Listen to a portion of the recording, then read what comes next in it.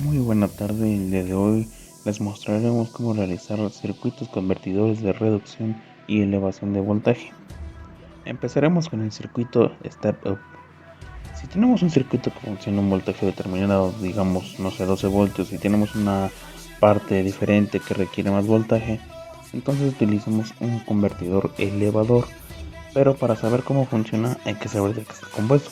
Por eso empezaremos nuestro circuito agregando un inductor, que es una bobina, la cual permite que no haya cambios de dirección en la corriente, por lo que siempre la enviará en una sola dirección y esta la mantendrá estable.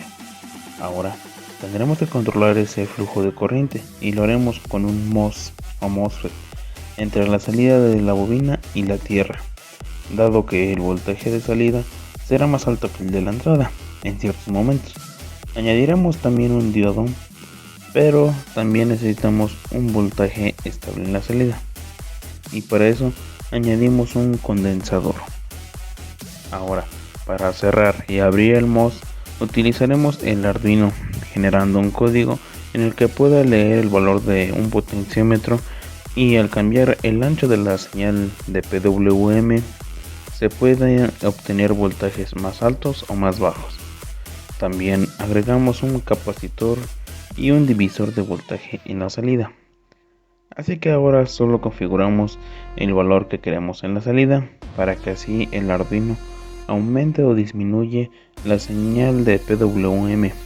Pero para optimizar esto, también podemos utilizar un convertidor controlador elevador de nombre LM2577S, el cual ya tiene todo lo que necesitamos integrado en un chip en su interior. Y ahora procedemos a verificar nuestro circuito. Utilizamos el potenciómetro, como lo habíamos mencionado anteriormente, para aumentar el voltaje de salida. Hacemos diferentes pruebas y podemos observar que el resultado es el esperado. Una vez que demostramos esto, procedemos a realizar el circuito Step Down, en el cual este reducirá el voltaje de entrada. Para esto necesitaremos de un interruptor MOSFET IRFZ44N. Su función será para interrumpir el flujo de voltaje mediante un programa en el cual el interruptor se cierre, y cuando vaya a fluir los 5 voltios que queremos que tengan de salida, este se abra, de manera que se mantenga ciclado para que solamente distribuya esos 5 voltios de salida. Para poder hacer esto necesitaremos también de un condensador en la salida, para que al momento de que el interruptor se abra no caiga la corriente y se mantenga estable. De esta manera se mantendrá el tiempo suficiente para cuando se vuelva a cerrar el interruptor.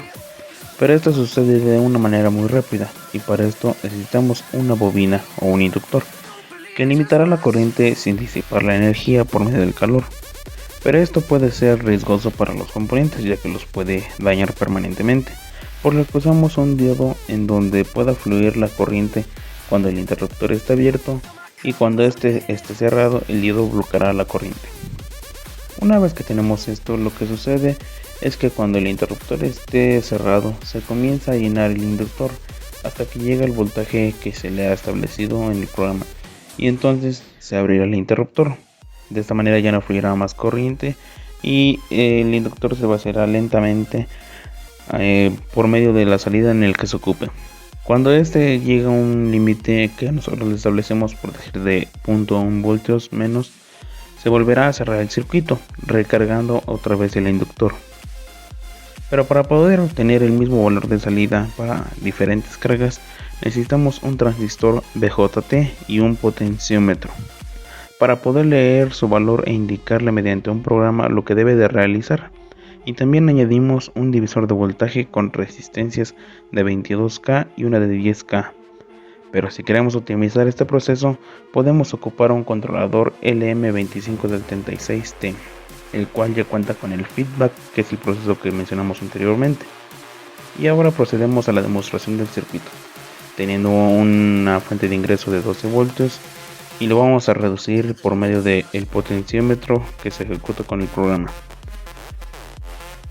Incluimos dos potenciómetros en el circuito debido a que realizamos el circuito básico en el que está más explícito, y el otro potenciómetro, el de la derecha, funciona con el controlador mencionado, el LM2576, en el cual ya no se requiere tanta programación.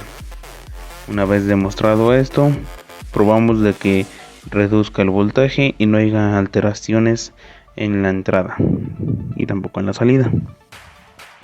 De esta manera logramos demostrar que este reductor de voltaje funciona. Y bueno, esperamos que este video haya sido de su agrado. Hasta pronto.